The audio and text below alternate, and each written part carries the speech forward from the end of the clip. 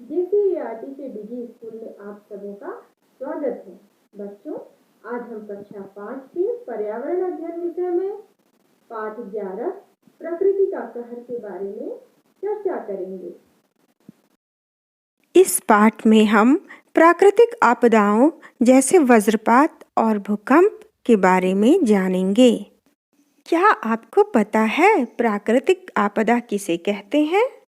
बच्चों, प्राकृतिक आपदा मतलब जो आपदा प्रकृति के माध्यम से आती है, यानी ऐसी कोई भी प्राकृतिक घटना जिससे मनुष्य के जीवन या सामानों को हानि पहुँचे, उसे हम प्राकृतिक आपदा कहते हैं। जैसे बाढ़, तूफान, समुद्री तूफान, हिमस्खलन, भूस्खलन, भूकंप, वज्रपात इत्यादि। तो चलिए इस पाठ की शुरुआत करते हैं एक कहानी से जो रांची के नामकुम में हुए वज्रपात की सच्ची घटना से प्रेरित है।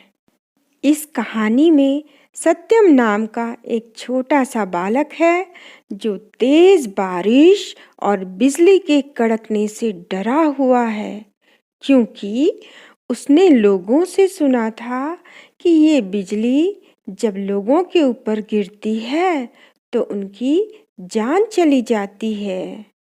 फिर उसके चाचा उसे हिसला बेड़ा मध्य विद्यालय में हुई वज्रपात की घटना के बारे में बताते हैं।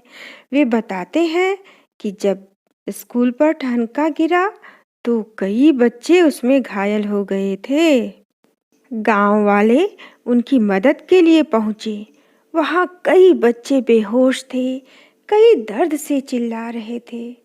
कई माताएं तो अपने बच्चे को घायल हालत में देख खुद भी रोने लगीं। स्कूल के सारे शिक्षकगण बच्चों की देखभाल कर रहे थे। कुछ बच्चों के शरीर पर गोबर का लेप लगाया जा रहा था। कई लोग गाड़ी की व्यवस्था में लगे थे।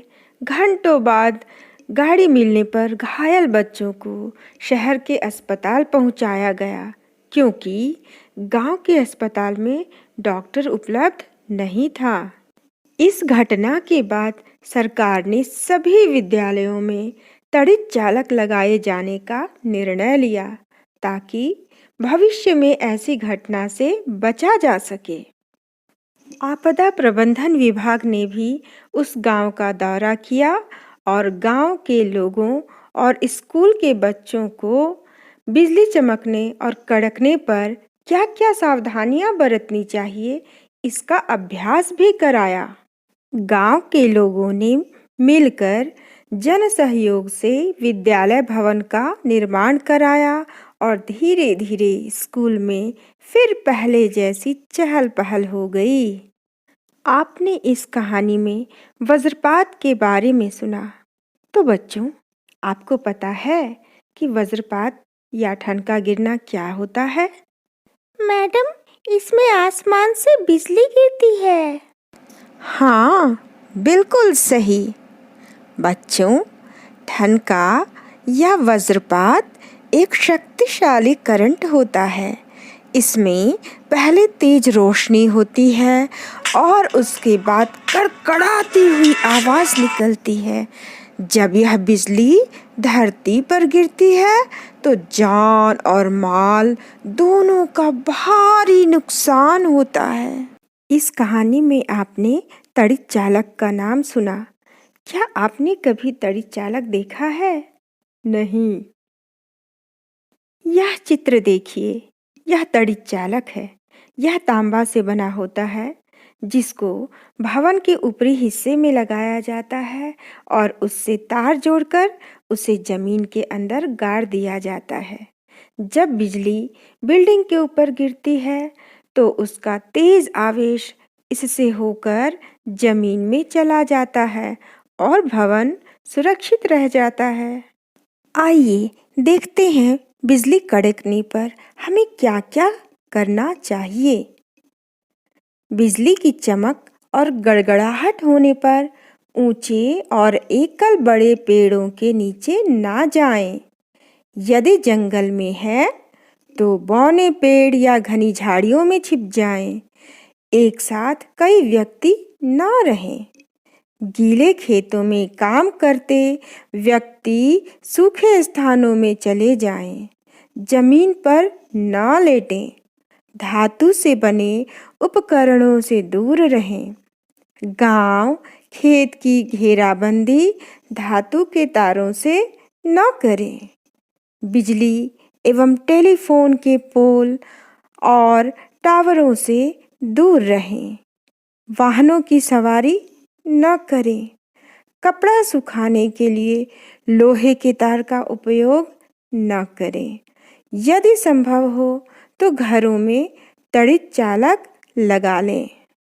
अब हम ज़रा इस खबर पर नज़र डालते हैं। क्रिकेट खेलने के दौरान वज्रपात से 2 बच्चों की मौत। बच्चों, 4 मई 2015 को नामकुम प्रखंड में पोस्ता बेड़ा और हेसला बेड़ा गांव में ठनका गिरा था, जिसमें 13 बच्चे घायल हो गए थे, जिनमें से 2 बच्चों की मृत्यु हो गई थी। बच्चों, आजकल मौसम विभाग द्वारा 24 घंटे पूर्व ही हमें वज्रपात या ठनका गिरने की आशंका के बारे में सूचित कर दिया जाता है। अगर हम पृष्ठ 57 में दी गई सावधानियों को अपनाएंगे तो इससे अपनी जान बचा पाएंगे। तो बच्चों, हमने अभी वज्रपात या ठनका के समय आने वाली परेशानियों के बारे में जाना। हमने इससे बचाव के उपायों के बारे में भी जाना। दूसरी प्राकृतिक आपदा भूकंप के बारे में जानने के लिए देखते हैं अगला वीडियो। तब तक के लिए धन्यवाद।